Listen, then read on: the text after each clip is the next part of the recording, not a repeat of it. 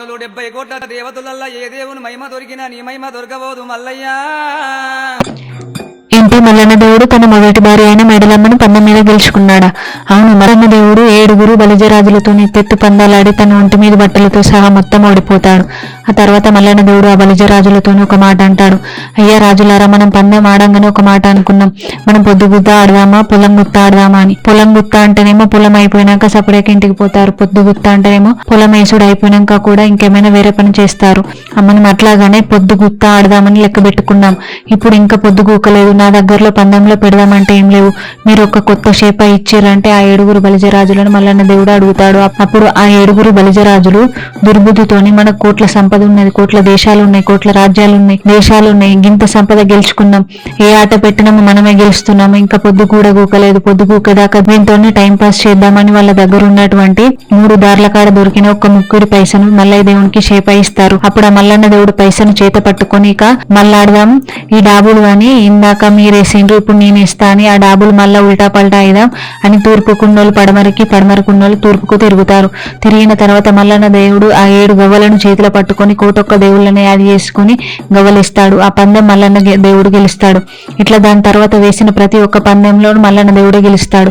పోగొట్టుకున్న సంపద అంతా వెనక్కి గెలుచుకుంటాడు. ఈ పోగొట్టుకున్న సంపదనే కాక ఇక వాళ్ళ దగ్గర ఉన్న రాజ్యాలు, దేశాలు, వాళ్ళ సంపదను కూడా మొత్తం గెలుచుకుంటాడు. ఇక ఆ 7 బలిజరాజు దగ్గర పెడదామంటే పందెంలో ఏముండవు. అప్పుడు ఆ బలిజరాజులు అంటారు, ఇక మా దగ్గర ఏం లేదయ్యా, నీకొక కొత్త ఇచ్చడానికి, మీకొక కొత్త ఇచ్చుడే పాపం అయిపోయింది, మా సంపద, మా బట్టలు బిట్టలు అన్ని నువ్వే గెలుచుకున్నావు, ఇక మా దగ్గర పెడదామంటే ఏం లేవు అన్నప్పుడు మళ్ళీ దేవుడు ఒక మాట అంటాడు. మీ దగ్గర ఏం లేదని ఎందుకంటారు, మీ దగ్గర ఒక వస్తువు ఉన్నది, అది మీకు పనికి రాదు, నాకు పనికి వస్తుంది అన్నప్పుడు వాళ్ళు అనుకుంటారు, మన పనికి రాని దానికి పనికి వచ్చేది, నా దగ్గర ఏమున్నదిరా, వీడు దేని గురించి అంటున్నాడు, మన చెల్లె గురించి ఇట్లనా అని అన్నప్పుడు అప్పుడు మల్లన్న దేవుడు, అవును మీ చెల్లె గురించి అంటున్నా, మీ చెల్లెని పందెం లోపల పెడితే ఇప్పటిదాకా నేను గెలుచుకున్న సంపద మొత్తం ఒక దిక్కు పెడతా అన్నప్పుడు వాళ్ళ రాజులు అనుకుంటారు దుర్బుద్ధితోని సరే పర్వాలేదు అని వాళ్ళ చెల్లె దగ్గరకు పోయి అక్కించి బుక్కించి ఎల్ల నేర్పు పందెంలో పెట్టడానికి ఒప్పిస్తారు. వాళ్ళ చెల్లెని ఒక దిక్కు పందెంలో పెడితే మల్లయ్య దేవుడు గెలుచుకున్న సంపద అంతా ఇంకో దిక్కు పెడతాడు. ఆ 7 గవ్వల్ని చేతిలో పట్టుకుని తమ తండ్రి శంకరుని, తల్లి పార్వతిని, కోటొక్క దేవతల్ని యాది చేసుకుని 7 గవ్వలు ఇస్తుంటే ఆ పందెం కూడా మల్లన్న దేవుడు గెలుస్తాడు. గెలిచిన తర్వాత ఇక నాకు మీ చెల్లెని కూడా నాకే దక్కింది, పొద్దు కూడా గూకింది, ఇక నేను పోతా అని ఆ చెల్లెని గుర్రం మీద ఎక్కించుకొని సంపద పట్టుకొని పోతూ ఉంటే ఆ రాజులు వేరే వీడు మన